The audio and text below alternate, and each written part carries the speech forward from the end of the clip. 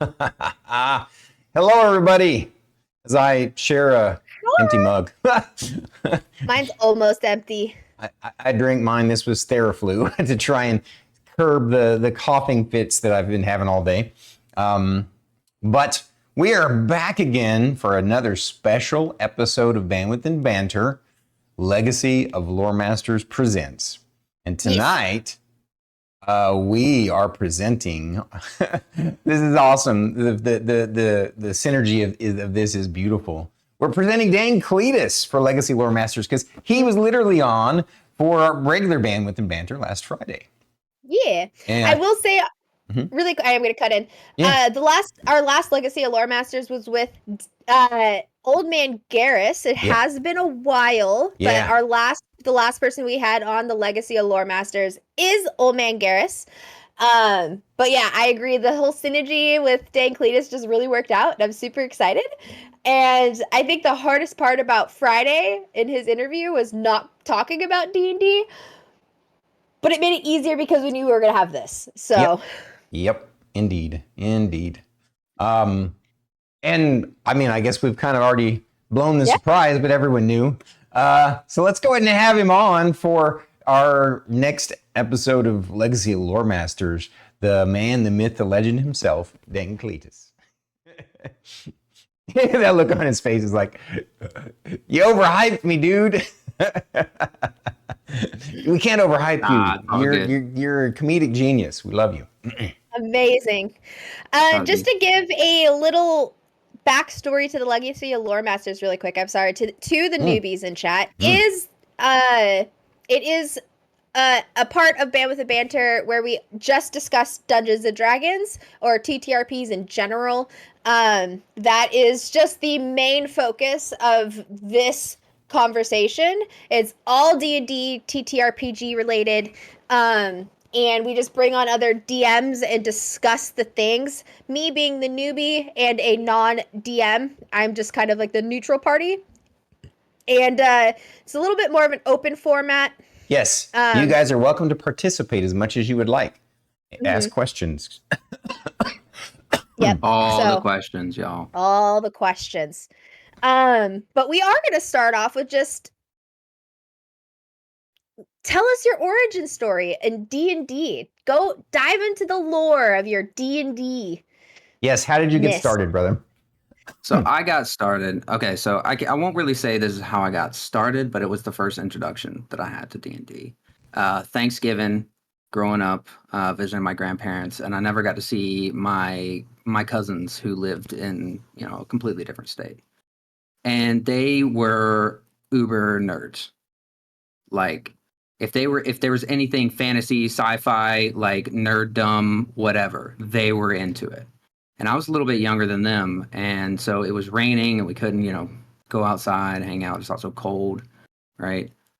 Being Thanksgiving, and my cousin Adam's like, "Hey, do you want to play some Dungeons and Dragons?" I was like, "I don't know what that is," and so he hands me the 3rd edition playbook. And so I start flipping through, and I'm seeing like all of these cool sketches and drawings of like fighters and rangers and monsters and everything else. And I'm like, yes, how do we play this? And so he started like drawing out maps and trying to get me started. But I was so young at the time, I just couldn't like grasp my head around the actual concept. So I don't really remember much of that. But years later, I was looking for a new hobby, as ADHD people do. Mm-hmm. And I discovered Adventure League at my local game store. And if y'all don't know what Adventure League is, it's like rec soccer for D&D. You basically can sign up, show up, play a game. Everything's one session. Sometimes they'll have like continues, but there's no real like pressure to show up the next week. So you can do it at your own pace. And so I showed up, and I loved it. I had a great time, and that's actually where I introduced Cletus for the first time as a character was there. And I started meeting, other experienced players, DMs, new people, and I was like, this is really awesome. So like, how I like playing, but I want what the DM does. I like this looks telling this story. I've always been a storyteller. I've always loved stories. I was like, that's what I want to do.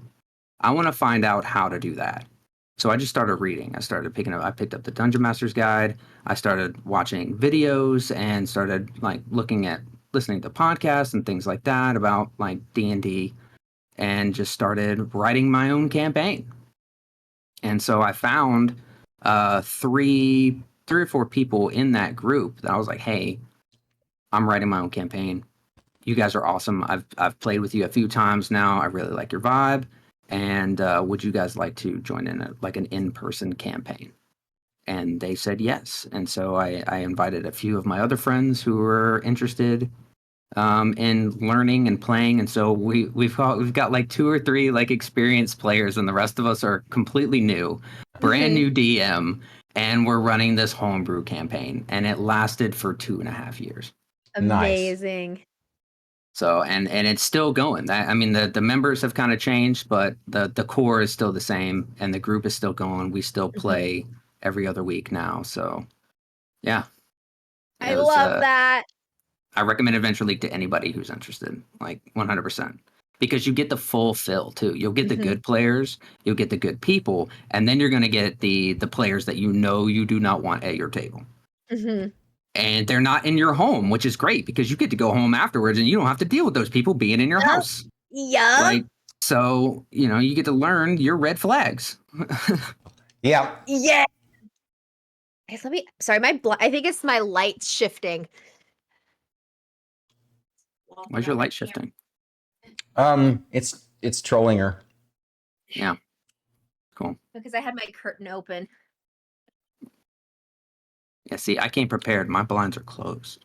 Oh my gosh, we got a raid, Aries. My goodness. Aries, what's up, bud? Thank you for the raid, big guy. My goodness, what a treat. We are in the middle of Legacy of Loremasters with DangCletus, and we're digging into his DMness, getting to know his way of doing DM things. Right now, we just got started. He's sharing his D&D origin story with us, or shared. Yeah, so thank you guys for coming up. Thank you for the resub, BT. I love you, Aries, and all of Aries' folks, welcome in. Thank you. We'll take good care of you. We're going to get back to the interview now. So, Cletus, you were saying, you recommend Adventure League because it's a good way to find some cool people and avoid some crappy people. Exactly, and like I said, it's no commitment. So if you can't play consistently every week, if it's and a lot of times they'll have them on like Wednesday nights or Saturday nights, depending on your game store. So you can pick and choose, and there's a few that will run continuous campaigns, but there are those that are just like, hey, this is the one that we're running tonight, and so you just bring your character. Doesn't matter if you've played in that. It could be like session 2 of a 3-parter, right? But you can just hop in at any time. The DM throws you in, introduces you. At the end, they're like, all right, you earned this amount of XP, you got this amount of gold, and this amount of like treasure points. I haven't played it in a while, but when I was playing, you got treasure points, and you could use those treasure points to buy certain magic items. And so you could build your character better, and it was sort of balanced in the way, like they didn't give game-breaking items, but you can be like, all right, I got 5 treasure points, I'm going to buy myself a bag of holding. And so now your character has a bag of holding any game session that they join. Like it's there.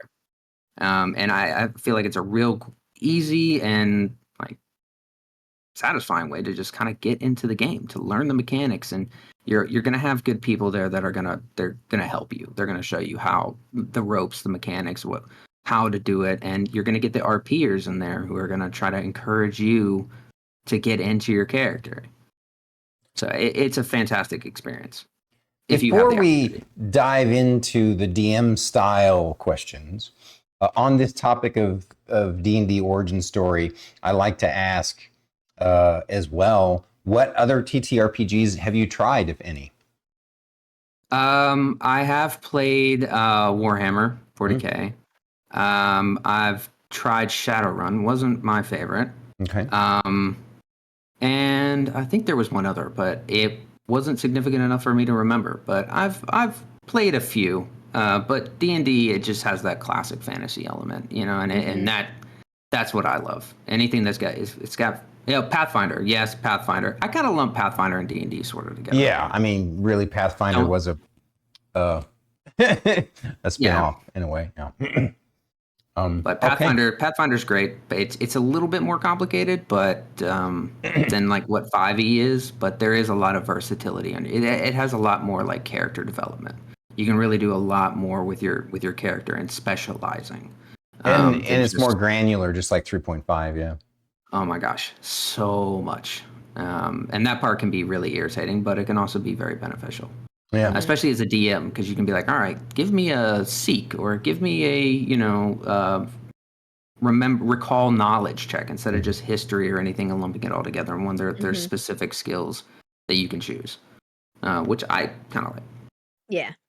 That's cool. So our first DM style question is always kind of a really good one to start with, which is, please tell us your DM style for crafting a campaign story from scratch.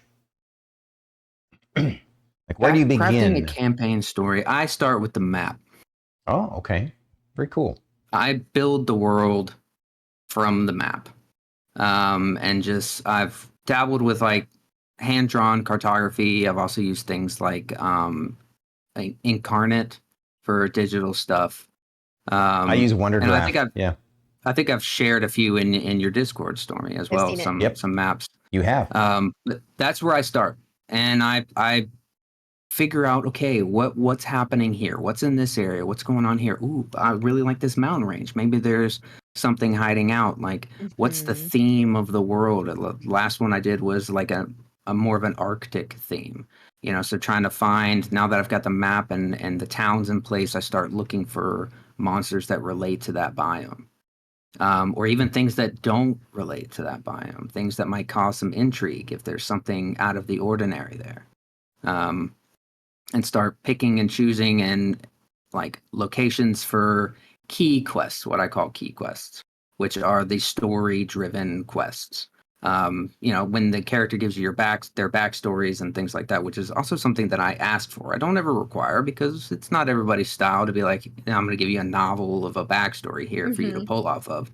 But those that do, I start picking out different places. All right, the side quests can be here. Character quests can be here. Key quests are going to happen here, and start really just sort of placing it all out on the map. And the map gives me a good little box to organize all my stuff in. Love it. I love that. Yep. That seems to make a lot of. Oh, so go ahead, Druid. I'm sorry. Oh, I was just gonna say, like, to me, making the map seems like such a, like, for me, when it comes, because like having like a layout for stuff makes a lot of sense in like building the overarching story. Like, you know, that makes a lot of sense to me. Same. I'm the kind of puzzle builder that, like, I have to have all the pieces out on the table. Like, I have to have all the pieces in front of me for me to be able to start putting things together and actually making a picture out of it. I can't just dig through a box all willy-nilly. I gotta have it there. I gotta find my corners. I gotta set my border and then start filling in the pieces. Yep, I'm with you. So I don't always make a map for my campaigns, but the ones that I did always turned out great. And many of them, I did the same thing. Started with the map first, you know, with some general ideas, but of course, you always have like a general idea that then that's the reason for creating the map. But sometimes I just start drawing. I'm just like, all right, here's a little lake here. Here's a couple of trees. Oh, this is a big forest. Like, you know, what's in here? Yeah. Because, like, something that people forget about, like, especially if you're, like, RPing somebody, like, me as a person, like, I know I've been very shaped by the world around me. Growing up in the beautiful Pacific Northwest, spending all of, like, as much time as I could, like, on the water and going out into the woods and all of this stuff. Like, if I grew up in a city, it would have been different than if I grew up where I grew up, you know? So I think having the landscape is really smart to start off, in my opinion. Personally. It works for me. It might not be everybody's style, but it certainly works for me. Radatash asks, thoughts on digital maps versus physical maps. Do you have a preference? Physical maps are great because you can use them as props. Especially if you've already got something sort of crafted out, you can make copies, and being able to give those to your characters to take home, and they can study. And even before, like in a session 0, like, hey, we're creating our characters, we're thinking about our backstories. Here's the map. Here's the world map. Now you can print off a digital one, but the handmade just sort of kind of feels like, in the world. Like, you're not going to have a digital map. You're going to have hand drawn. It's going to be crude. It's not the scale, like. And I do encourage my players to draw on their maps, to mark things, use them as note markers. Like, if there's a place that you want to come back to, mark it on your map. That way you don't have to worry about it. It's there. That's exactly what an adventure would do. Like, hey, I know there's treasure over here. We didn't get everything here. We need to go back. But digital maps, I think, provide a lot more detail. And especially in a digital world today, having that detail can really suck in players, because they're like, "Oh, okay, yeah, what is that? What is that over there?" You can put in stuff, especially if you're not like a really good artist like I am. I'm saying I'm not a good artist. Sometimes I can't draw a castle. Sometimes I can't draw like a tower. That's gonna not look weird and wonky. So having that digital map allowing you to put those actual items on the map clearly does make it a little bit easier. Digital maps can be kind of time saving. It takes a lot longer to hand draw a map with the amount of detail that you can put into a digital one. Like you said with Incarnate, or I use Wonderdraft. I've used Incarnate and Wonderdraft, and I ended up preferring Wonderdraft, but both are great tools. I've never used Wonderdraft. I'll have to check that out for sure. So it's different. Go ahead, Druid. I'm sorry. I was just gonna ask, isn't that the one that you did for Isles in the Mist? Isn't that how you? Yes. Yeah.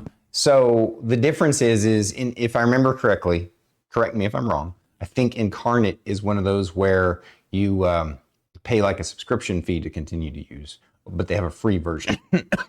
Yeah. With Wonderdraft, they do have a free version. Yeah. Wonderdraft, they have a free version that's very limited. But the cool thing about it is it's a pay once kind of software. It's like $50 or $60, which is, kind of pricey. But once you've paid for it, you own it forever, and you get all the updates for free. That's awesome. Yeah. That's awesome. Yeah. That's definitely worth it. I wouldn't mind paying for something like that if I can have it in perpetuity, just to be able to design my maps. And I haven't done it in a while, and I need to, because I've been thinking about some campaign ideas. But. Ooh. Can I sneak in a quick question that I actually have written down here? Sure. Do you ever plan on streaming like Dungeons and Dragons? Have you? Will you? Are you? I maybe have thought about it, for sure. Okay. But it's not up to me. The players that I have got to be, comfortable with being on camera, or figuring out a way to represent them on camera, because I don't want, 3 out of 4 of us to be, up and performing, and you can see our face, and then there's just like Discord icon. You know what I mean? Like, I'd like to have something sort of consistent, and that it's something I've talked about with a few people. It's something that I've thought about, and I definitely would if all the pieces come together, for sure. Okay. Just curious. Sorry. Yeah. Interesting. I needed. You got my wheels turning. Burning question. So a DM style question. In designing NPCs, how do you design? Like, do you design NPCs on the fly? Do you prepare your NPCs? It depends. Okay. It really depends. It depends on the NPC. Mm-hmm. Now, a random NPC that I don't think the players are going to interact with much. Somebody within town, or just a random shopkeep. I just there's plenty of online generators to just give you those random tidbits that you can. What's their name? All right, here it is. What how old are they? What do they look like? Da da da. But for important NPCs, I like to build them around alignments. If I know it's an NPC that characters are going to constantly be coming back to, someone that's giving them quests, someone that's dealing with the main storyline, the villain, all the key characters that I'm having to constantly bring back up. I build them based off alignment. Because that allows me to kind of figure out their morals, their goals, and how they're going to behave. Yeah. Interesting. Yeah, that's interesting to Stormy because Storm is like, I don't like alignments. Yeah, like, so I've been playing the game so long, and I'm also, obviously, you guys know I'm a philosopher. And as a philosopher, I'm not a big fan of alignments in D&D because I feel like they pigeonhole players too much. They absolutely can. Yeah, they absolutely and can. also I think they're so open to interpretation, and there's so many preconceived kind of prejudices about certain kinds of alignments and or certain classes. Like, a lot of people don't like paladins. They think that all lawful good paladins are going to be the kind of guy who's going to force his authority on you. And that can be a paladin, but that's not necessarily a paladin. And exactly. And No, alignments can be fuzzy. Yeah. I don't get me agree with wrong. that. I still ask my players to choose an alignment, which is kind of their core, what they, come back to most of the time. But when you think about it, human beings, that's the way we are, right? We kind of have a core. Generally, we want to behave a certain way, unless someone has a diseased brain and they're psychopathic or something, right? Right. That's different. But for the most part, most people kind of, I think it's very gray. But that's why I find it interesting that you use the alignment motivation for your NPCs to decide how they're to kind of craft them. I think that's actually rather clever, even though I'm not a big fan of alignments philosophically. I can see as a DM tool, that'd be really handy. And that's what it is, because players, they're humans, right? So their alignments are going to fluctuate. I would say most humans kind of sit within the chaotic realm, whether they're on the good, the neutral, or the evil side. But NPCs, I think of them like these are specific creatures, characters in this world. And so having maybe a lawful good paladin that you might run into or might be asking for help, well, maybe the party starts tagging along with the party, right? Well, now he's behaving a certain way, but you can pull in like random attributes. Maybe something has changed, maybe something has twisted. And so now they're able to pinpoint like, this paladin totally would have never done that like a week ago. Yeah. Right. And so it allows for perception, for a different a perception check. Basically, you can pigeonhole them, yes, but you can also open it up a little bit, and it gives the player something to interact with. And that's why I pick alignments, because like a villain, I never do really chaotic evil, because chaotic evil is something, it's like a demon. It's something that's just there to destroy. Yeah. I normally stick around the lawful evil realm, potentially the neutral evil realm. I did have one in one of my campaigns was a druid that was a eco-terrorist, basically. It was her forest.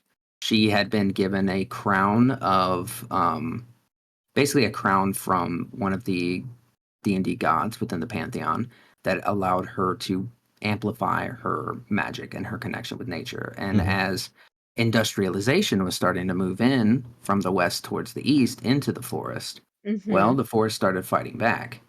And so the players, that was their thing, basically, they were protecting loggers and builders and cartographers and things like that, and exploring this forest as it's trying to keep them out. And I would feel that's more of a neutral evil sort of thing. Because it's not really evil to be evil, but it's not that there was really no morals. There was no code within it. It was just, hey, we have to do whatever we got to do to keep these people out. But you can have a lawful evil, goody two shoes guy, right? Everyone in town loves him. He's the best. But he's opened up an orphanage, and he donates to the church and all this stuff, but you don't know every month he's taking one of those kids from the orphanage and handing it over to a hag to give him power. Right? That's lawful evil. Oh! Right? He has a code. He has something that he's dealing with. And so having those alignments allows me to pull inspiration of motivation and how they're going to behave. And it gives a little bit more depth to the character, I believe. I agree. In fact, just to clarify, I think I still use alignments with my NPCs as well. Not necessarily like directly. Obviously, if it's just a random shopkeep, I don't necessarily worry about their alignment. But yeah, I'm with you. When it's an important NPC, like you called it a key quest NPC, then Right. It's important to know where they stand, because it helps color what the players can do, how they can interact with them. So I'm looking at Ryan's question there. Hi, Cletus. Donna from Michigan calling, longtime fan. I love you. I love you so much. Most memorable punniest pun I've ever put into my world? Mm-hmm. Oh my gosh. Oh, it would definitely be my shop names. 100%. Your what? Absolutely. My shop names in like big cities. I've had, was it Gnome Depot? Right. Okay. That was a good one.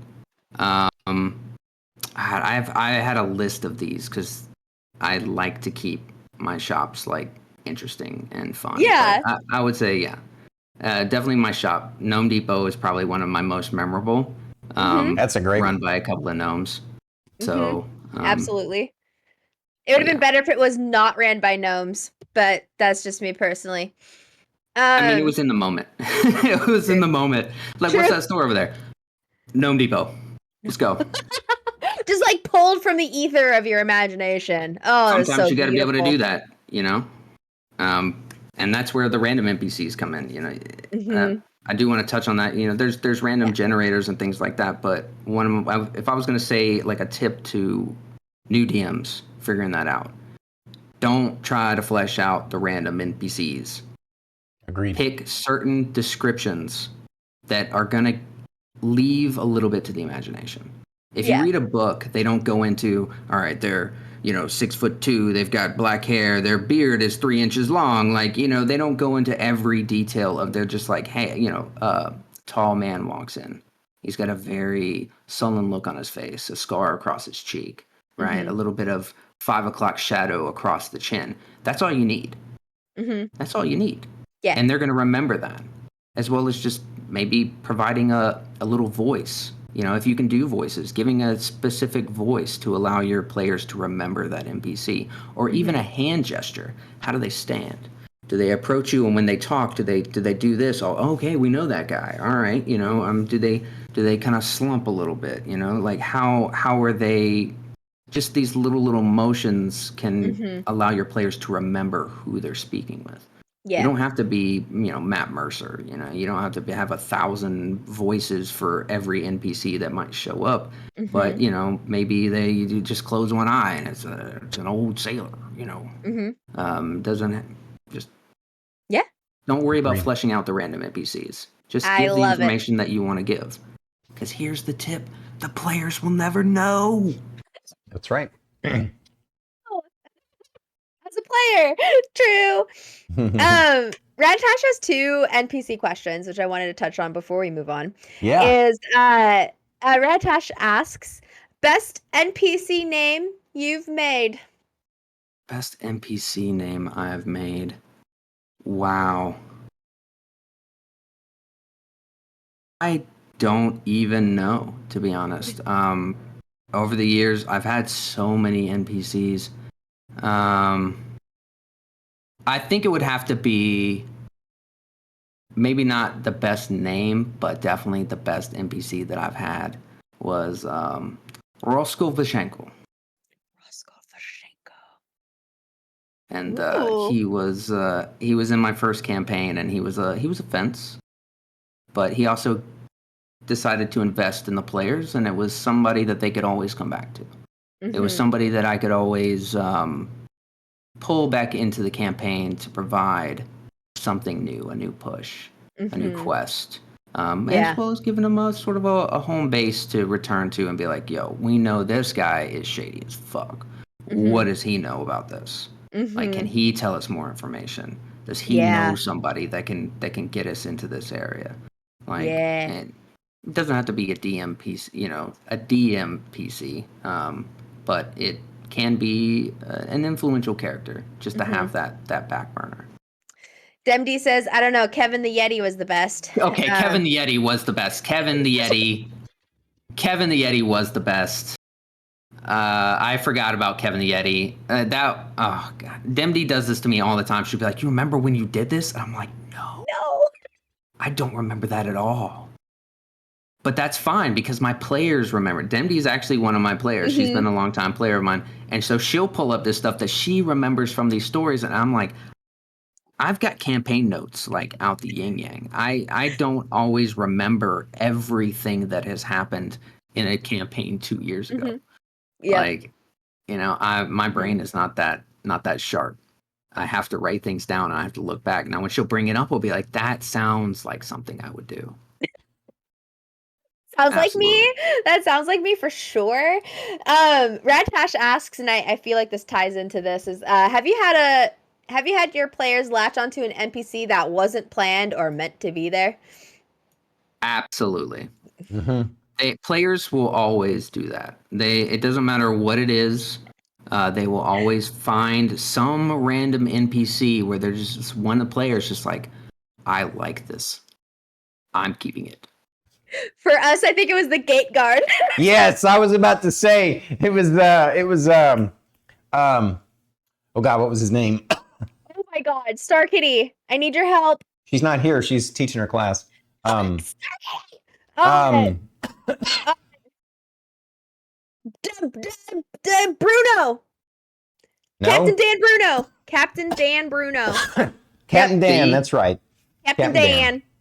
Players will remember. DM doesn't always, but a DM's juggling 10,000 things at the same time. The players are only hearing what the DM is giving them, and so it's a lot easier for them to remember these certain things. 100%.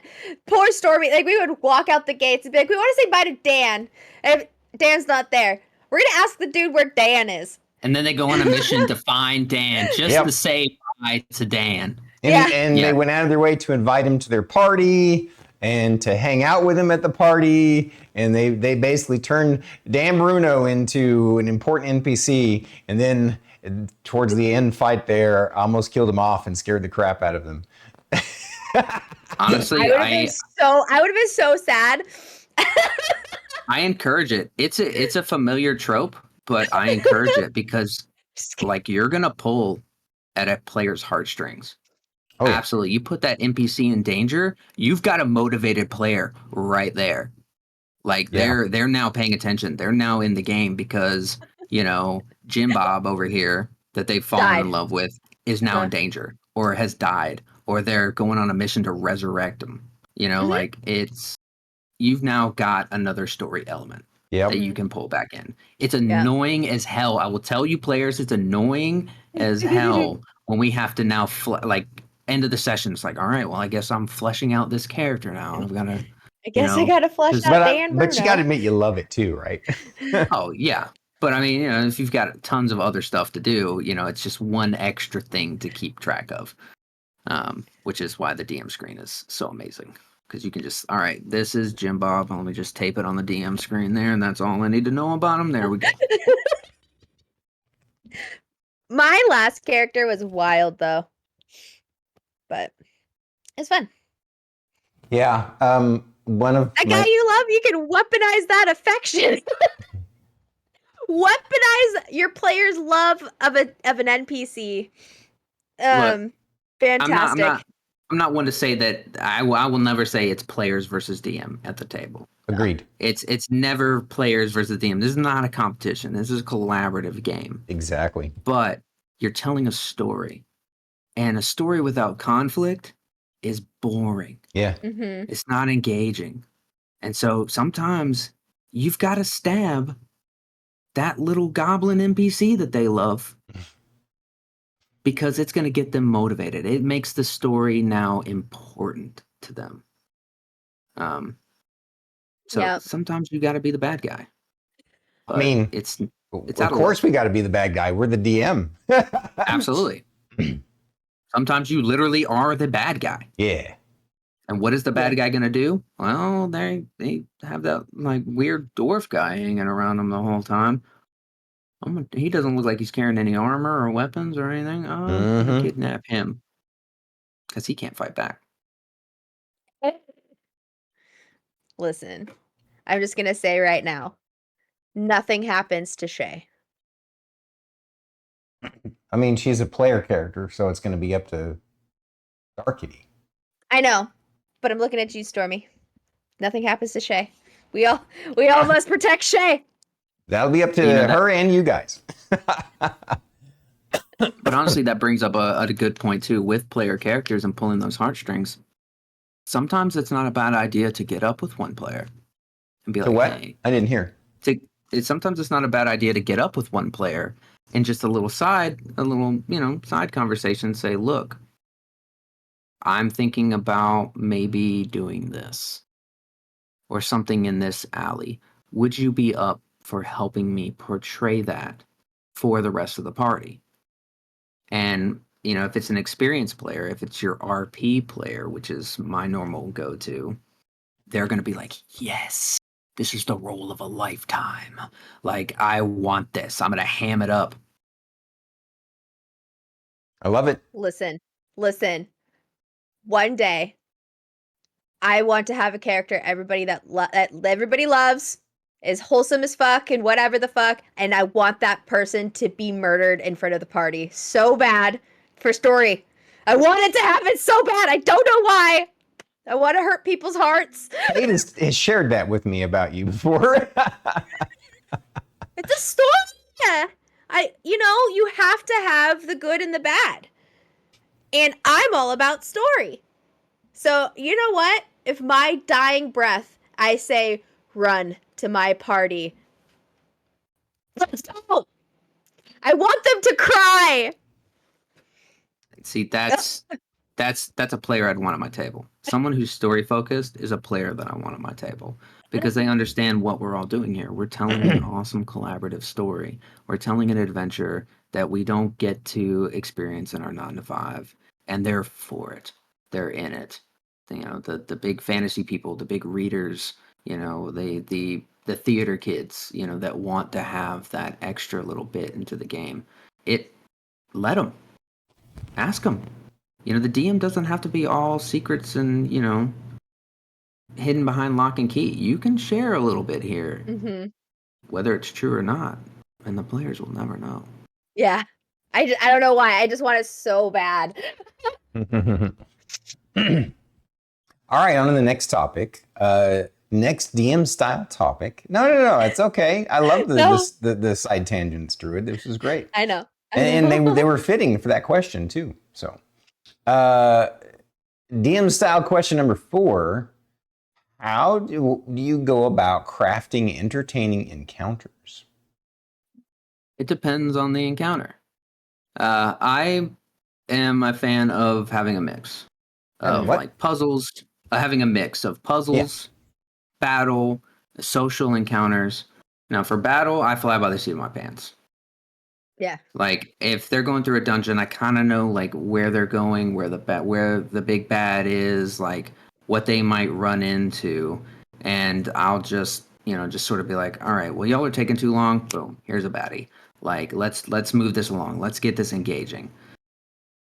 But like social and puzzle encounters, those are my favorite, especially puzzles, because sometimes I'll put a puzzle and I don't have no solution. I have absolutely no solution. I've just been like, here's a puzzle. Here's a rock, a stick, and a cube. Go. And you let them come up with the solution and you just decide, hey, that fits. I'm going to let that work. Exactly. And that sounds plausible. You guys did it. Congrats. The door is open. That's sneaky. I love it. Sneaky little. Do you ever use props and stuff for puzzles? Oh, Like absolutely. I'll pull out like I'll do like a like a timer, I'll pull out a timer. Or yeah, the locks and things like that, definitely. Now, those can be a little bit difficult having props because if your players can't figure it out, well, then they just get frustrated.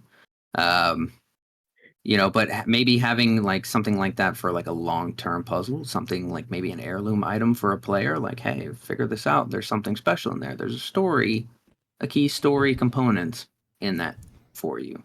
But small props, I think, are great. I've done one with coins and stacking coins while only moving one coin at a time. But you can't put it back on the same stack. okay. So there's a few things you can look it up. Honestly, if you look up like third grader puzzles, those are the best. Because in a different context, like you put these same people in front of like a test paper with that puzzle on there, they've got it in an instant. But now they're, Gary the Barbarian, and they're thinking completely different, than Sam the accountant. That's true. That's so funny. I love it. I love it. So what's your I don't know how to word this question, so we'll just move on. Oh, actually, survivalist. So do you prefer? Red Tash asks, do you prefer XP or milestone leveling? I'm just gonna group it into this little. That's a good question. Yeah. Milestone. 100% milestone. Yep, I agree. XP you get, especially if you have min-max players, you've got people who are trying to kill absolutely everything to grind the XP. It becomes more video game-ish. I prefer to provide the levels when either a character has completed something in their story arc or the players have completed something in their arc. I've done tiered leveling as well, where like one player levels before another one does because they've achieved something that was like special to them. And I found that problematic because now you're having to rebalance encounters because you've got one level 7 and 3 level 6s. But now this level 7 can do this, it's like, okay, now, and it's also, you can't, the other players get a little hurt, they get a little upset when they're still level 6 while the other one's level 7. Yeah. But milestone, and that's what can happen with XP as well, depending on the player that's like, I'm solving this puzzle. I'm talking to this NPC. I did the killing blow. Like, it makes it a little bit more complicated, and it's a collaborative game. So milestone just, I think, fits better within that collaboration aspect. Yeah, my first time because we were attempting to get groups together, and we had a couple people everybody in the group was new to Dungeons and Dragons, and like this is like literally like my first attempt at playing, and we were all sitting down, we were like, you were like level 1s, right? And at the end of the session, he was just like, all right, I'm gonna hand out XP, and I'm like. And it was just like, oh, you did this because it was cool. You got this much because of this. You got this much because of this. You're not getting any because you were rude to me. And I'm just like, yeah, that's a toxic DM. The DM literally told you that?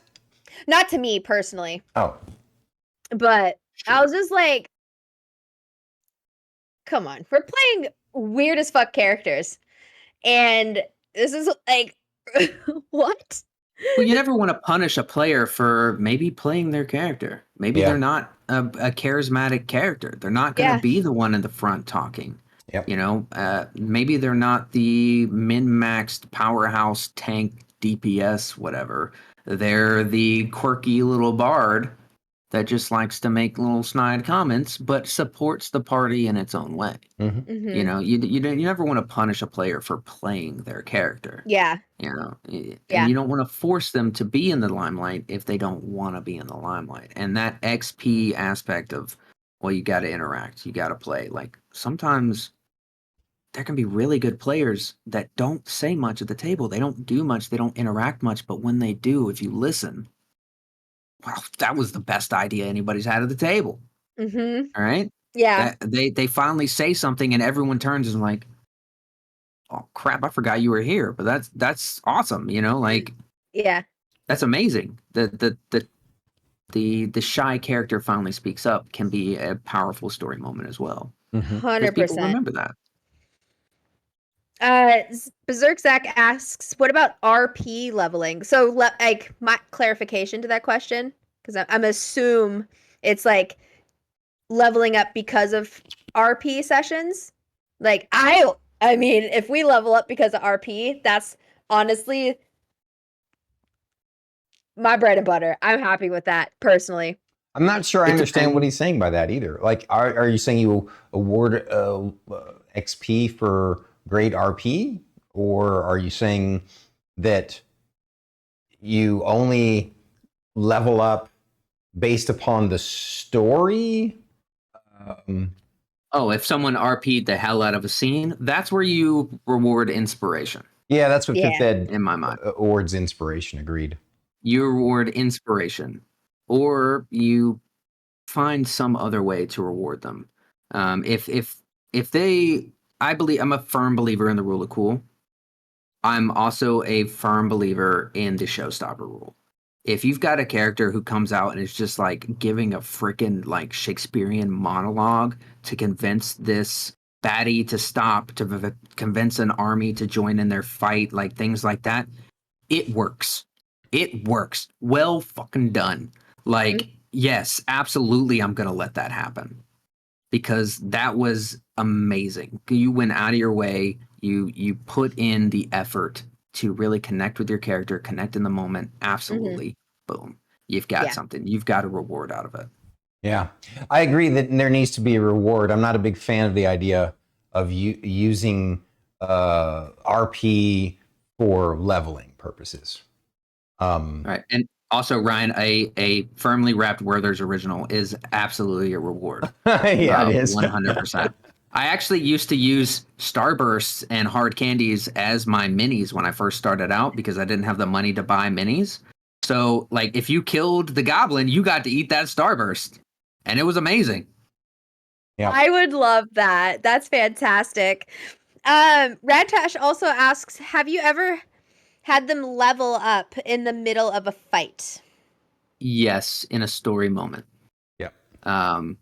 It ends. That's an end campaign thing. Mm-hmm. That Agreed. is a you've now been given divine help sort of way. Mm-hmm. And that has to be of course controlled. That's not something you should be doing in like tier 1, tier 2 sort of stuff. That's tier 3 and up. That's where you're fighting the big bad. Somebody comes in to help out, a magic item that suddenly springs to life. Maybe a patron comes down and it's like, look, I got money on this. Here's your refresher. You know, um, that can be fun because it's also like rallying to the players too. Mm-hmm. Like you tell them, hey, prepare level 15. You know, and they're like, okay, so that means we're probably going to level at the end of this. Nah, you level in the middle of it, and then they're like, yes, let's go. Now they're full rest, you know, everything's back, and they can really unload, and they feel powerful. And I Yeah. feel like that's one of the big things with a DM. You want your players to feel powerful. You want them to feel like they're doing something, like they're changing the world, because that's what they're there for. Agreed. You want your players to feel heroic, or at least, at the very least, that they're making an impact in the world that they're in. Exactly. You don't want to make them feel like they're struggling, unless that's a particular part of the world. Yeah, no. I mean, struggle can be good as long as they feel that progression, and Exactly. and that's what leveling is all Exactly, about, and Stormy. that's why you and I agree on milestone leveling. Exactly. You want them to, even if it's a grind, you want them to still feel like they're still getting somewhere. Milestone leveling really just works, you know. It really does. It's the best way to do things. Oh wow. That and candy.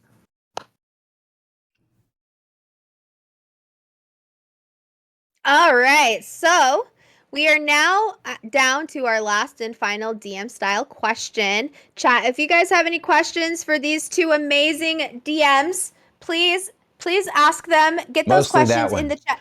Don't worry about me. Mostly that one, but I would love to hear some debate personally because I enjoy a good debate. But because we could do it respectfully around here. Yep. Absolutely. The question though is DM style, how do you handle pacing methods in a campaign? Do you go about a campaign going, this is going to be a 6 month, 9 month, 10 month, 2 year? Like what is your preference and how do you handle pacing? So when it comes to campaign pacing, I normally like to have an idea of how long I'd like it to last. But honestly, if the players are game, that's flexible. Mm-hmm. Like if you've got a campaign that's really rolling and the players are really getting into it, and so this supposed 5-month campaign has now been dragged into 6, 7, 8 because they're interacting with the world that you've given them. They're finding the extra little tidbits of lore. They're spending those extra sessions just shopping or RPing or talking or discussing things. Like I'm game for whatever. My key to pacing is let the players set the pace. Let the players set the pace to your game. Now be ready to roll with that pace and be ready to adjust it when you need to. Like if there's too much dialogue going on, like you're sitting in the middle of a dungeon, they're trying to decide where to go, right? I mean, if you're thinking about a dungeon, it's probably pretty echoey, right? And so they're all sitting there for 10, 20 minutes discussing on where they want to go. Hey, player 1, roll me a d20. They don't know why they're rolling that. Mm-hmm. And you don't have to know why they're rolling that. But guess what? Now they're paying attention. Now they're focused back on what they're doing. Now they're like, oh crap, yeah, we need to go. We need to figure out something. We need to take a direction and just go. It doesn't have to have anything there. I mean, a new DM can struggle with that pacing. Yeah. They want to rush. That new DM feeling is like, oh, I got to keep them engaged. I got to keep them like everything's happening all the time. There could be no lulls. And I mean, like I said before, the key to this is the players don't know. The players only know what you tell them. And, if you're letting them set the pace or just adding in a little here and there, they're just going to think that you have that planned. They're going to think that you're thinking ahead. You don't always have to have something happening all the time. Mm-hmm. But the illusion of it happening all the time is the key. Yeah. And I think they can really, really struggle with that. And like pacing in the game is completely different. Yeah. There's multiple different ways to let the players set the pace. You do have to be careful though, because sometimes if you let them set the pace, they'll spend like 4 hours coming up with the plan. Right. And that's why you throw in a little extra. That's why you throw in the random check. That's why you Agreed. Just want to give them something. Hey guys, remember you have a time limit. Or even just having like an hourglass. Hey, this is your time limit. Something's going to happen at the end of this if you don't decide. Yeah. And it can be a 2-minute hourglass, or it can be a 20-minute hourglass. It doesn't matter. But giving them certain boundaries, but allowing them to have the freedom to make their own decisions and decide on things without feeling rushed and pressured and railroaded. And I use railroaded as a light term, honestly, because there is railroading in D&D. Yeah. That's what a story is. Yeah. It's a track. Now, how you get there, it can be as windy as you want it to be, but it doesn't have to be straightforward. But it's still you're still on a track.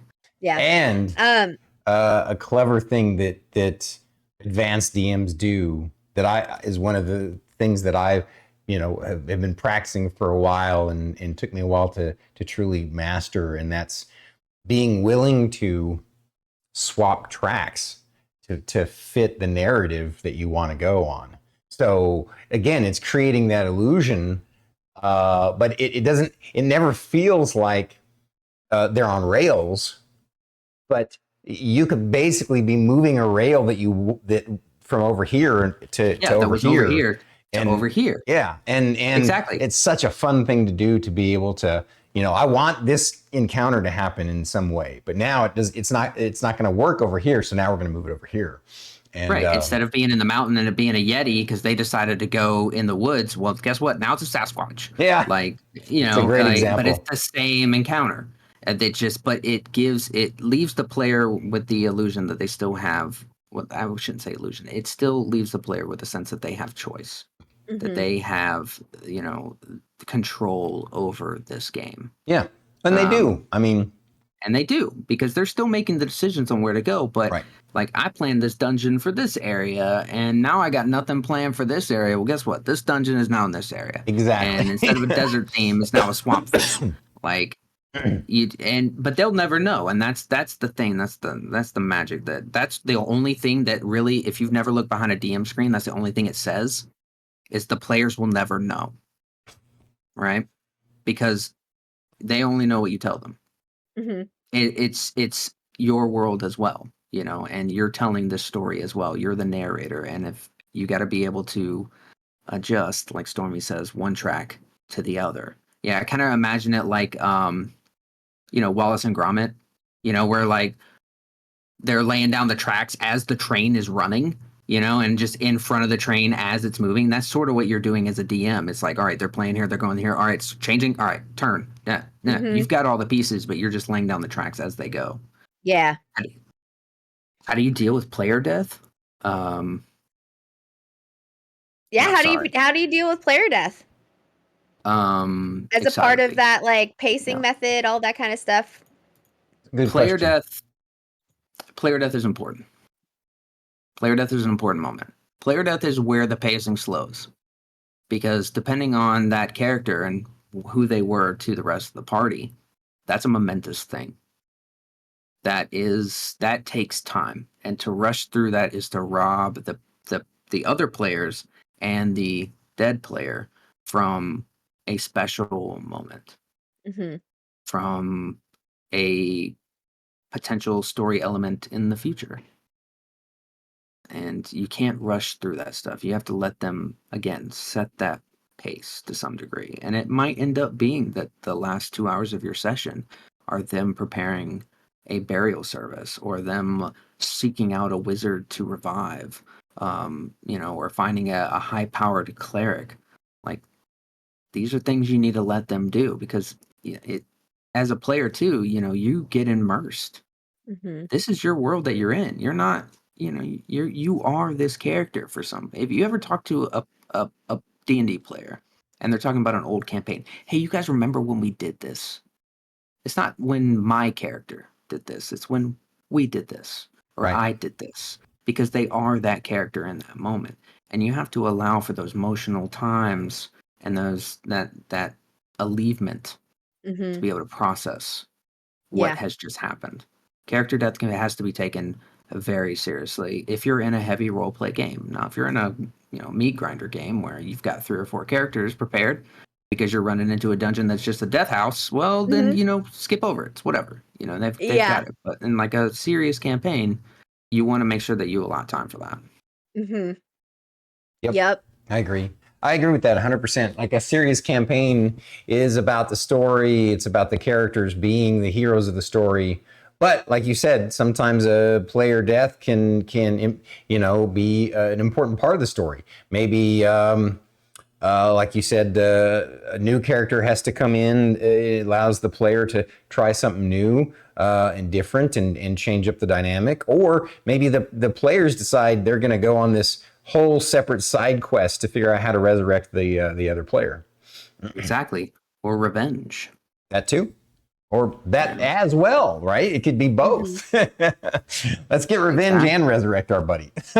Yeah. And that's the point where at the end of the game, you talk to the player that died and you ask them how they feel. Do they feel robbed? Do they feel like they want, if other players are able to revive them, do they want to come back? Do they want to build a new character? Like, asking them, hey, how does this affect you? in this moment because I'm not going to pull any punches. Now, because I'm playing the bad guys too, and I can't pick favorites, and I can't, pull my punches because I'm afraid to kill off a player. No, you made a stupid mistake, and you died, or you really that taunting. And Tash knows all about this. That taunting of the bad guy is why they're solely targeting you. I totally haven't done that either. Quickly learned. In our Curse of Strahd campaign, my cleric was taunting the bad guy at the end of the session, and well, guess what? I went down within the first round because I ticked him off. And that's not a smart thing for a player to do. It was what my character absolutely would have done in that moment. And I was prepared for that character death. And in fact, I had talked to my DM about that to set up, again, a story moment. Now, I would like to differentiate and ask you, there's that kind of player death that's kind of an integral part sometimes. But what about the instances where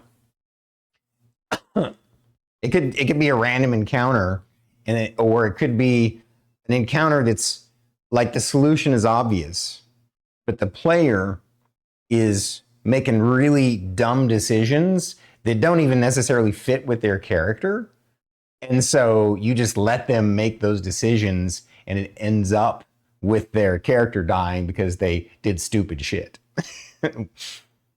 That's what I call a fuck around and find out. Yes. And sometimes, especially with newer players, and I have nothing against newer players. I love new players. I love seeing that excitement in their eyes when it finally clicks and they're just hooked. And you're like, yeah, that first taste is free, buddy. Next time you bring snacks, right? But that sometimes you gotta let them make those mistakes. You got to let them figure out that, hey, your decisions, every decision that you make has consequences for good or for bad. And that's what makes the world feel alive. Even the consequences of, hey, do you go to this quest or you go to that quest? Well, if you go to this quest, that quest is still happening. That danger is still going on. That fire is still blazing. Right? Where do you want to go and what are you going to do? Because you can't do both. And they've got to learn that lesson that there are consequences to each and every action that you make. Whether it's death or it's candy, they don't know. There's a conversation happening in chat about how you taunt every bad guy, and both Ratatash and Demdy are like classic Cletus. Taunting the bad guy. Is that just like your favorite thing as player? Like, I normally pick characters that are stubborn, strong-headed. That are what? That are very stubborn. Strong-headed. Stubborn. Yeah. Oh, I thought you were about to say brash, but stubborn works too. Well, I don't do it in a stupid way per se. I do it in the way that I feel that my character would handle the situation. They're currently shut up, Demdy. So I normally pick, like, my cleric in Strahd was an old cleric of the Raven Queen, dwarf, one eye, just crotchety, and just old, right? And just was gonna do shit his fucking way, right? And he just had a clear sense of justice and was not above being like, come at me because I will kick your ass old man style, but it wasn't unnecessary. He was trying to, like I said, I talked to my DM about it beforehand. He was trying to provoke the bad guy because I was trying to keep the attention on me while somebody else was trying to find all of our magic items that had been taken before we got into the party. Right. So I'm doing this on purpose. As for diplomatic immunity, I'm playing a prince from a different nation. And you know what? Diplomatic immunity is funny. And me being able to do what I want while saying diplomatic immunity is great. It's a fun time, and it's fun for everybody else. And the DM enjoys it because he has no idea what to do with it. Diplomatic community, you suck. Diplomatic community. My Pathfinder character has, from his backstory, a suspicion of authority figures being taken advantage of by his clan's spiritual leaders. He doesn't trust authority, and he doesn't appreciate authority trying to, be wielded over him. And so, it's not unnecessary. It's not just me being difficult. Normally, that's just the thing that has to be overcome with my character and learning, hey, keep your mouth shut. You don't always have to fight everything. Yep. You can stand back and swallow your pride for a minute to get to the goal that we're trying to achieve. So BT has an interesting question that I want to get to. As a DM, how do you feel about player character combo interactions and or attack combos that aren't necessarily written but are logical? I kind of think what he's talking about is if a player comes up with a really creative and interesting solution that combines different, maybe the environment or spell effects or whatever in a way that isn't explicitly stated in the rules. Rule of cool. If you can explain it to me in a logical way that makes sense, we'll figure out how to make it work. Yep. It might be a check.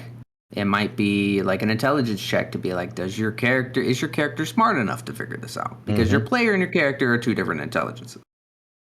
Or IntelliGI. I don't know. But if you can explain it to me, like, okay, like I have a player in my long-term campaign.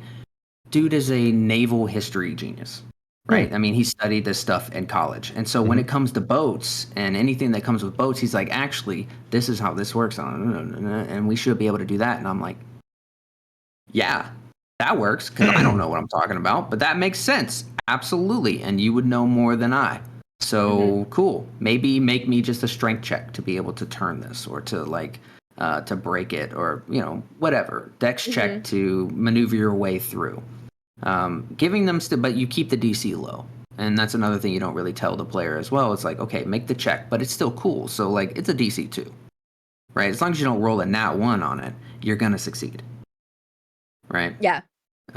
Because you want to reward that because the player is taking the time again to be immersed, is thinking is active in the encounter, and they're thinking outside the box. Yep. And they're making the game fun. Because they're not just, it's not a video game where you have limited certain skills. No, you have a human player brain that is able to think of creative solutions, critical thought, and it should be rewarded. Agreed.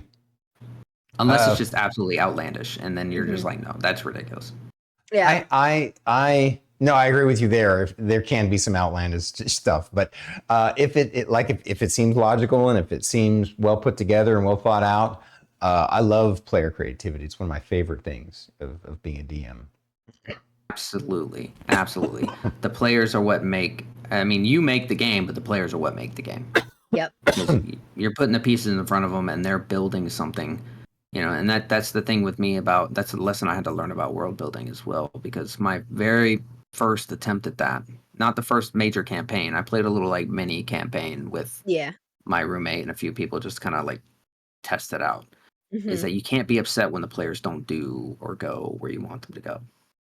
You can't be upset when they destroy something that you spent time making, because they are going to destroy it always. They are going to burn it to the ground till there is nothing left but ash, but then they're going to rebuild it. They're going to take all that ash and they're going to add a little bit of water and a little bit of glue, and they're going to make something completely new and different, and now it's everyone's. It's not just something you made, it's what everyone made. I feel like that was very very pointed. I feel like that is something that has happened, a lesson that had to be very personally learned. And you don't have to tell it, but I felt it. Have you met Dimdy like at all? Like, that is the most chaotic player I've ever had at any table. she throws me for a loop all the time, and I love it. But it's great. All of my players are like that. Where I literally had a player one time who was mad at my dwarf NPC because he was a dwarf, and that NPC wasn't dwarf enough. And he said, "Fuck that guy. I'm going a different way." And the party literally split because of that. Is this you had to deal with the dreaded splitting the party incident and you handled it really Yes. well? Okay, can you tell Yes. that story, please? Because I've had this in my back pocket since I reached out to Demby 2 weeks ago. So if you could please share the story with me, I would absolutely love to hear it. I've been waiting to hear this story for so fucking long, dude.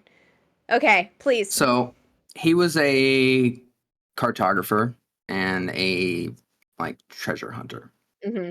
And so they were looking for these. This was the forest campaign with the druid. They were looking for, and I believe, a ancient dwarven fortress hidden out within the trees. And my one player, we'll call him Eric, because that's his name, was my most experienced player and the best RPer that I had at my table, to the point where he could get other people to RP based on how well he got into his characters. And he just, for some reason, got a wild hair and was like, I don't like this guy. I don't trust this guy. He's not. A dwarf wouldn't do this. That's ridiculous. Why? I don't believe that he really is trying to do this, or I think he's a bad guy, and just decided that he was going to go his own way. And so the party split. And so I now had to balance 2 groups, which we then split up every other week. So I did one group this week, one group the next week, until I could combine them back again in a, cool story moment. And it was exhausting. I don't recommend it. Oh my god. Yeah, I've had to do that before too, and I agree with you. It's exhausting. Please don't split the parties, guys. Please don't. Please. You have no idea how hard it is on a DM when you split the party and we now have to balance two different things at once while juggling 1,000 NPCs, stats, dice rolls, puzzles, traps, everything else. It's exhausting. Please don't do it. Unless you Dang. Yeah, and yeah. Well, I was leaving out the village of naked dwarves. There were basically just wild man dwarves that just grew their beards out to where it covered everything. And so they're just walking around the forest. I mean, they're in the middle of a really dense jungle. They don't need clothes, right? No. But the beard is important to dwarf culture, so they just let it grow. So they're just little furry, hairy dwarf people, just naked, swinging from the trees. That's that fantastic. I came up with on the fly because it was funny in the moment. So there's the rule of cool in D&D. There's also the rule of comedy in D&D. Sometimes you will make shit up just because it's funny. Just because it's funny, and that's the best part. And that's being a DM. Like I said, don't stress about making everything all the time. And sometimes if it's weird, it's weird. If you want to come up with a random weird name, Bobo Majobazan, right? You have to remember that. Bobo Majobason. Bobo Majobason. Cousin. He comes from the town of Hohoison. But now I have to remember that. You know what I mean? Does he work at Gnome Depot? He does work at Gnome Depot. Absolutely. Yeah, then you have Ben Jiggle Jaggle. Absolutely. But you have to remember that as a DM. So remember that. Keep that in mind. If you come up with a weird, wonky name, you have to remember that. Because your players certainly will. Yes. That is quite true. Mm-hmm. Earlier, Survivalist Gaming asked, okay, how about this? How do you feel about redacting a scene based on the party remembering an idea or plot that was forgotten? Redacting a scene? Yeah. I don't know if Survivalist Gaming is still here or not to get clarification. I was trying to get to this earlier. if we're talking about how, like, say for example, like I'm going through villain monologue, right? Monologue. I can't speak. Oh, Blah. we got it. And then a player is like, "Hey, we forgot about this. Like, we forgot that we could do this. This is what we want to do." Depending on what it is, might be how far back I'm willing to go. But also, again, it comes back to your intelligence and your memory are different than your player's memory or your character's memory, Mm-hmm. right? So if you didn't remember it, make a history check. Did your character remember it? DC's gonna be high because we're in the middle of it now. But I your kind of sort of character might not think have remembered it. survivalist gaming is also talking about. I mean, what you said is a perfect point to it. But I think it's a nuanced question because I can also see there have been moments you can ask Druid. I mean, as a DM, we're only human. Sometimes we make mistakes, right? And Absolutely. so sometimes you have to retcon something. Oh yeah, I forgot about that. And so now you have to say, okay, well, you do your best not to screw, redo things too far back, right? But sometimes you have to do a little bit of retcon. And that's just, putting your ego in check. Yeah. Like you're not going to remember everything as a DM. You've got 10,000 other things to remember, but a player might pull something out and just be like, "Oh, wait, this." And you're like, "Crap, that's important." Like that's super important. Okay, yep. Just everything. Forget what you heard. You don't know anything. We're going back to this scene, right? Or we'll figure out. Or if you could, if you're a experienced DM, sometimes you can figure out how to incorporate that into the moment. Yeah. Or maybe like as you remember, you start sliding it out of your backpack, right? The magic, MacGuffin or whatever. Yeah. Or you remember when he says that this happened, and that might change the story a little bit. Or sometimes, like in the a few of the times that I've had to retcon, it was because it was at the end of a session where there was a really big lore drop, a lore dump, and or a major, plot point event that shocked and blew the players away, and you had kind of already pre-written, right, what that plot twist was going to be, and you had all these different things planned out, right? And that night when you were doing it, you're caught up in the excitement and you just forgot one detail. And so because it happened at the end, you can just say, okay, next week we'll do a recap, and you throw it in the recap. Exactly. That's another way to do it. Throw it back in the recap. I forgot to mention this last time, but this happened, or you have this, or don't forget that you have that. Right. Those can be really good. Or, take a break. Take a break. If it's the middle of a session, like getting back to that like pacing of the game, take a break. Go to the bathroom, get something to drink, and think about it. Give yourself 10 minutes to just have a breather. Like, okay, how do I reincorporate this? Do we just go back, or do we try to push forward with this new information? And sometimes that breaks the immersion enough to be like, okay, guys, I totally forgot about this. We're going to take a step back before this happens, and we're just going to reset a little bit. But if you're trying to do it like mid-game, it kind of gets a little confusing because your players are already in that moment. So just call on a quick break. Everybody gets up, they're chatting, they're talking about other things now. They've lost that immersion for that moment, and you are able to just take it back and get them right back into it.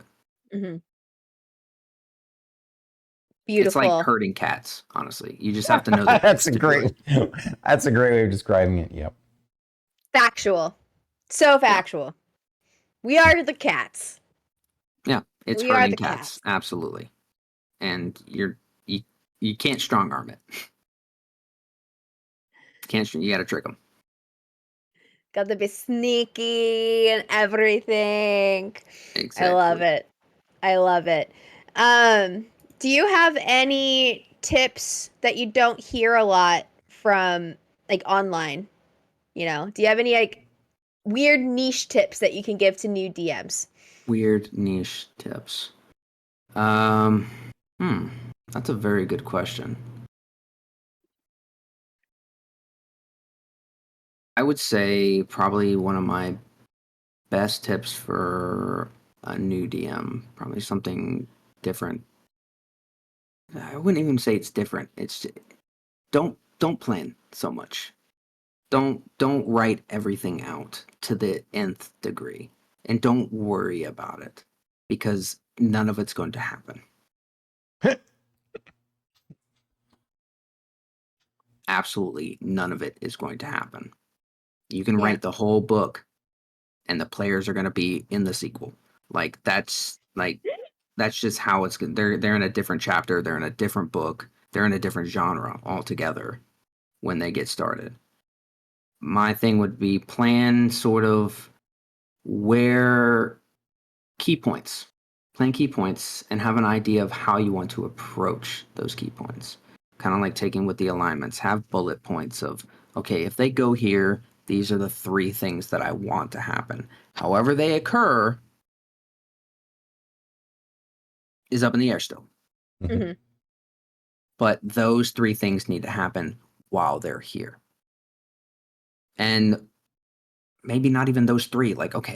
If worst comes to worst, I just really need this one to happen. Mm-hmm. Mm-hmm. Right? Just to keep the story moving. Mm-hmm. So don't stress about the planning. One of my players right now is actually my DM, because I thought he would be a great DM, and I suggested that he do it, and he's doing a fantastic job. But you could tell within that first 2 sessions, he had everything planned out. He had pages and pages and pages and pages and pages of notes. And then I pull out diplomatic immunity, and he had no idea where to go with it. Because it wasn't in the notes. It wasn't planned. He kind of lost his track a little bit. And I feel bad about it, but also with new DMs, I like to kind of put them through the ringer, because it's how you sharpen your teeth. Mm-hmm. It's how you sharpen that improvisation, the flexibility, and keeps you on your toes, and being able to okay, yeah, cool. Yeah. All right. Well, that happens, then this happens. There you go. Now that we're months into this campaign of his, he has 2 or 3 sentences on a page. He knows that he wants this one thing to happen at this time, and however the players get to it is how the players get to it. Yep. He just knows that this is how this is going to happen. Oh my goodness. Lost Henna with the raid. Hello, thank you. Arigato gozaimasu for the raid. Sorry to interrupt you, although we were right at the end of your question, so it was perfect. Hi guys, I'm Stormy D, and that's Druid IRL, and that's DangCletus. We're all streamers. Druid IRL and I have this podcast talk show called Bandwidth and Banter. And tonight we're doing a special episode called Legacy of Loremasters, where we have on the show fellow DMs in our community and get to learn about their DM style. And so thank you for bringing your folks over. I really appreciate you. Did you have anything else you wanted to add, Druid? Follow Stormy and follow DangCletus. Do that right now. And her. If you don't do that right now, the rocks in your garden will cry, and that's probably one of the worst things that you can have happen. Because then they tell the fairies, and the fairies move around your couch in your house, and it's just really not fun. So I really, really, really recommend that you just go and follow these guys and do that. So Lost Henna said she came from HMJ. Great guy. So awesome to have him on the podcast. She has a podcast where they were talking about balancing life and streaming. Very cool. I would like to have seen that. Yeah, actually, I'd be very interested in that one. 100%. Guys, for all the folks, all of our folks, Lost Henna did us the honor of giving us a raid. So please go follow her. Follows are free. I'm following right now. I just followed. Yeah, I'm going to do the same. Did it. Tash had a question, though. Yes, I was about to get to that. Oh, nice. Tash's question is, we're going to get back to the interview. Thank you again for the raid. We'll take good care of your folks if you need to raid and run. Appreciate y'all being here. Ratatash asks, do you have a favorite magic item you've given to your players? I'm assuming like a unique something that you've created. A unique thing? Thing. I would have to say my go-to is the immovable rod. The immovable rod is awesome because the players give it to a creative player, or if the creative player gets a hold of it, like cool stuff is going to happen. Like always, 100%. That and a bag of devouring. Oh, that's funny. I haven't done that one in a while. Now the deck of many things. Ooh, that can be messy. That is a campaign breaker. Yeah, I agree with that. Can we explain the? Okay, listen. As a baby D&D player, I'm still super new. I don't know a lot of the stuff. Can explain to me the deck of many things? Because I've heard people just mention it. I've seen people actually hold the physical deck of cards. So I don't know exactly what it is. So please. After you explain the deck of many things to me. This is your interview today, so I'll let you run with this one. Rules as written, the deck of many things is a legendary item that you are allowed to pull cards from, and each card will have either a positive or a negative effect. Some of them are like, hey, you just got 10,000 gold. Some of them are, hey, you just went up 2 levels. Others are, you've been sucked into a void realm. Or you just die. You gain wishes. Like, it has such a random outcome of things. And I like what Survivalist did in building your own deck. Like, if you want to include it, it's a fun item because it does, like, players are super tempted to pull cards. But if you're using the original, it can be literally game, campaign, session ending. Like, right destroying there. Yep. It absolutely can just blow a giant hole in your campaign instantaneously, which is why it's so volatile and it's why it's legendary. Because, a pyramid just appeared above you and is now crashing down. Oh, also, it has a mummy lord in it. Yeah. Like, I don't think that one is an original lore card of the deck of many things, but that's funny. I can see someone adding that if they made their own deck.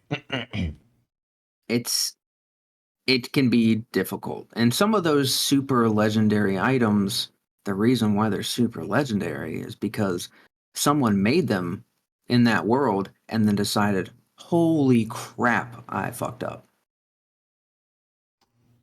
And this is not a thing for the rest of the world to have, which is like the deck of many things. Now, you can also adjust it and take out certain cards. So maybe they find a half deck. You know, you can always adjust it and do whatever. But I do say err on the side of caution when it comes to that kind of item.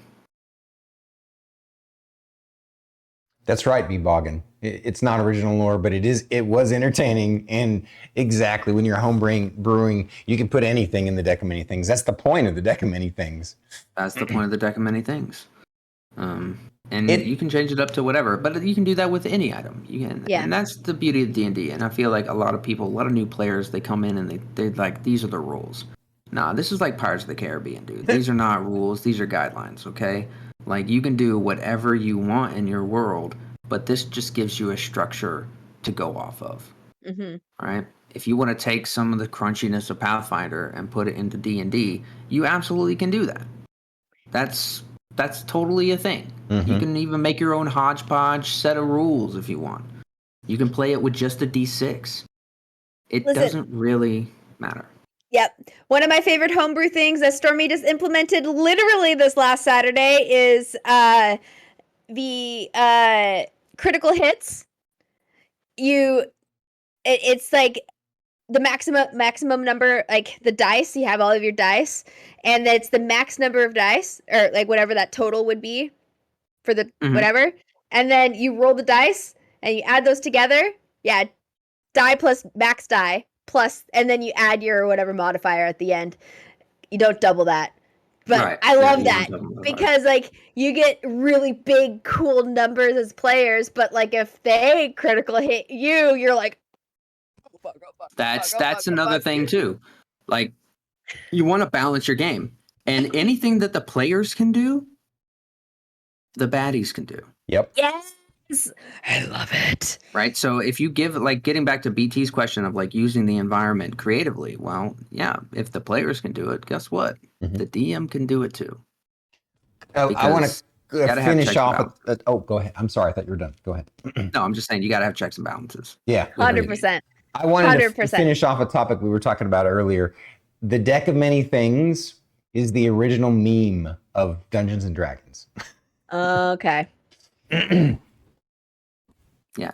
Gygax had a sense of humor. Yep. But it also goes back to like days of like when you were XP leveling, you're grinding stuff. So pulling out a card that gives you 2 levels instantaneously, Yeah. or gives you 10,000 gold instantaneously was a game changer. Speaking But of, it didn't break it. you guys want to hear something funny and interesting that not a lot of DMs, even longtime players, know about? You might, DangCletus, but and I think I've said this before, and so I think Druid knows. But for folks who haven't heard this before, in the original before, so there was a version of D&D that Gygax and I forget the other guy's name were working on. Of course, a lot of people know that it originally came from chainmail. They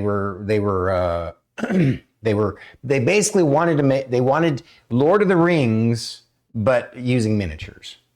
At any rate, leveling up experience used to be, for a short period of time, it wasn't from killing monsters. It was from how much gold you got. Your XP was the number of gold pieces that you got in your adventure, and it was also originally real time in that the amount of time that you spent in the dungeon, and then the amount of downtime that you spent as a player was actually how much time. Like, for example, if you guys got together once a week, the idea was that you would go into the dungeon for a period of time that week, and you would try and get out as quickly as possible before you finished, because the downtime was the actual time that you spent in between sessions. Yep. You're basically back at the town hall or the guild hall or whatever. You're back in town, resting. Exactly. And obviously, that changed for the better. But I just think it's an interesting bit of trivia to share. But it still can be used, and I have used that aspect before of making long rests. Long rests. Yeah. You can get into gritty realism, where you have, especially if you're doing like even a Dark Sun campaign, right? Which is one of my favorite settings. Ditto. But making it to where, like, hey, a long rest takes 3 days of downtime. Now, you'll fully heal, you'll fully get everything back, but it takes 3 days of camping out, having rations, surviving. So you need to plan out your moves carefully as players of where you want to go, where's a safe place to rest, how are you going to fortify, and do you have the, you can't just blow all your big spells or your big abilities right away. You got to save them for crucial moments because you might need them later.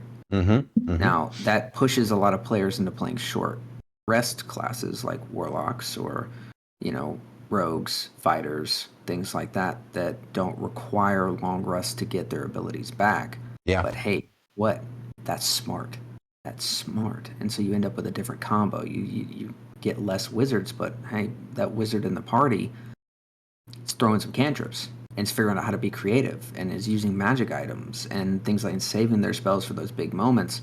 And, you can add a little bit of something new to the game.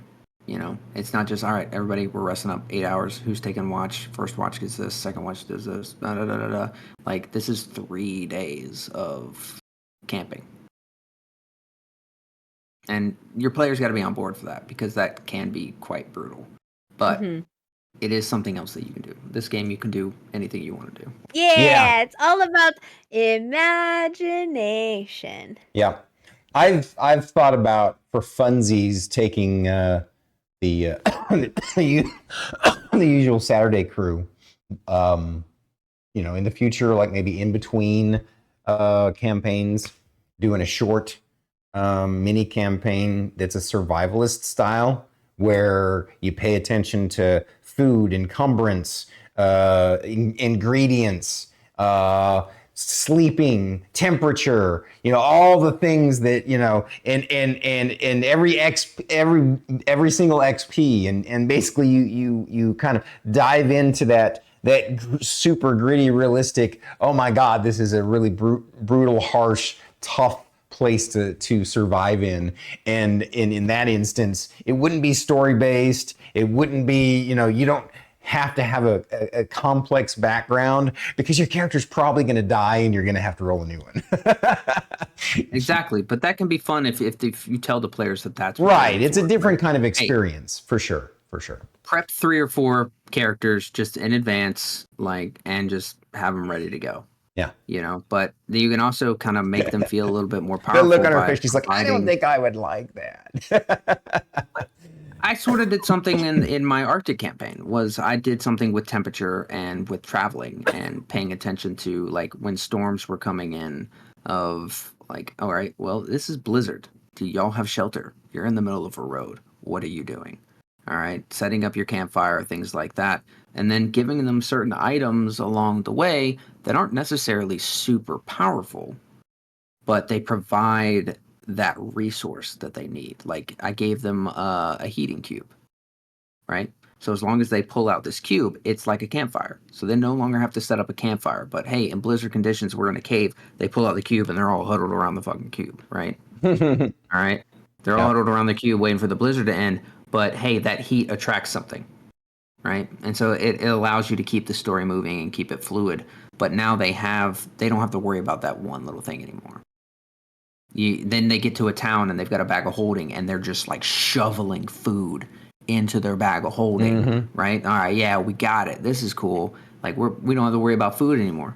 That stuff doesn't last forever. Not even in a bag of holding. They think it does. Yeah, I was gonna say, in a bag of holding, it doesn't decay or rot, which is cool. Depends. Well, it depends on the DM. It's some DMs say it's that way, and some don't. On this note, I'm noticing that your earbuds are flashing a light, which probably means that they're running low on battery. And we're getting close to the end, so maybe I'm wrong. But regardless, I think this is a perfect opportunity to ask you one final thing. Share, I know you sort of did this earlier, but share one kind of, instead of asking for a tip, share one philosophical concept about D&D that you wish everyone really truly understood. I would say that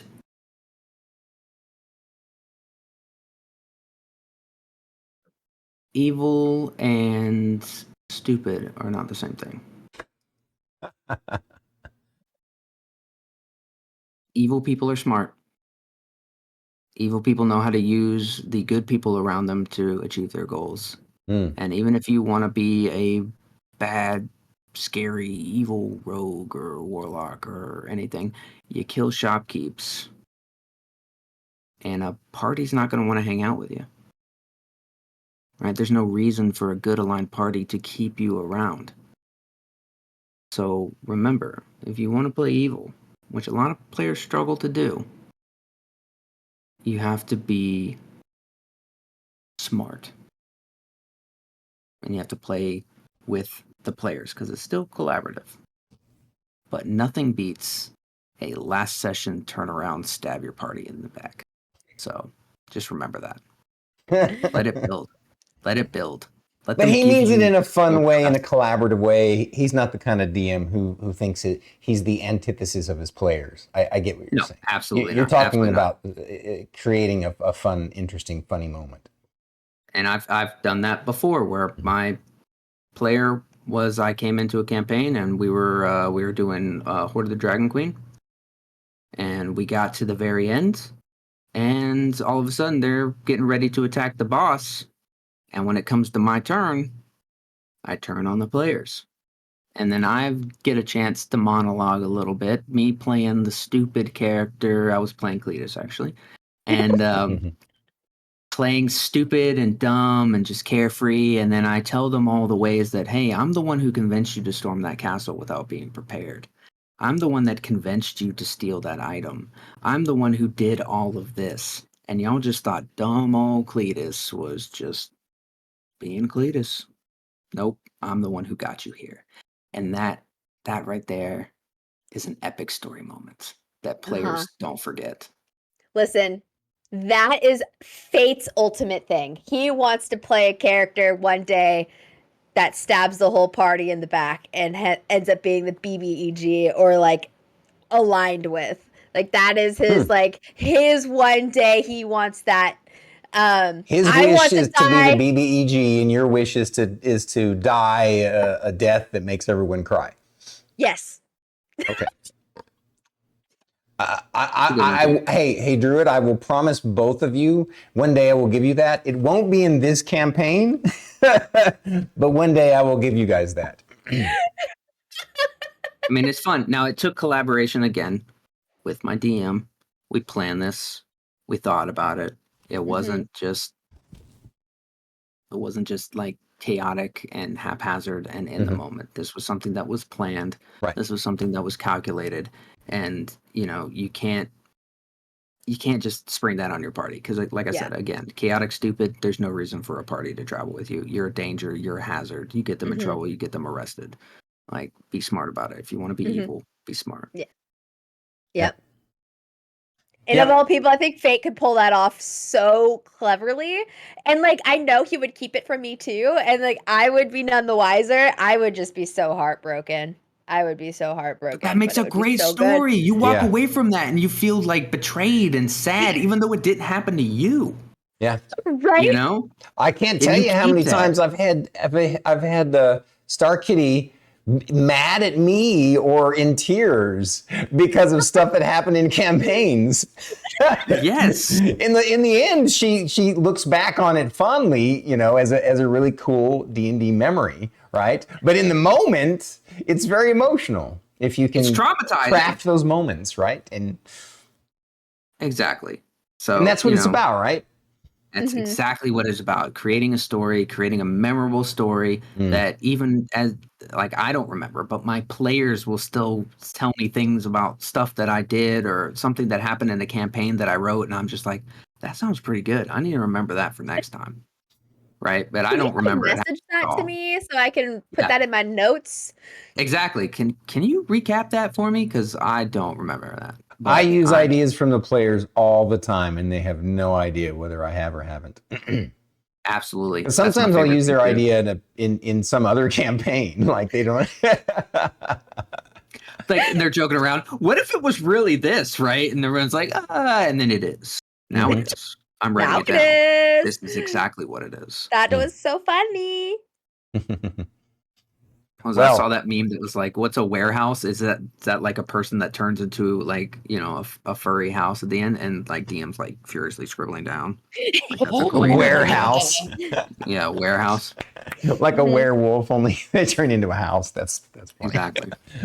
Or like you know, using a werebear who's lawful good, where they just turn into Smokey the Bear and they start picking up trash around the forest and like cleaning the town, and no one knows how that's happening, but there's a werebear just walking around being lawful good.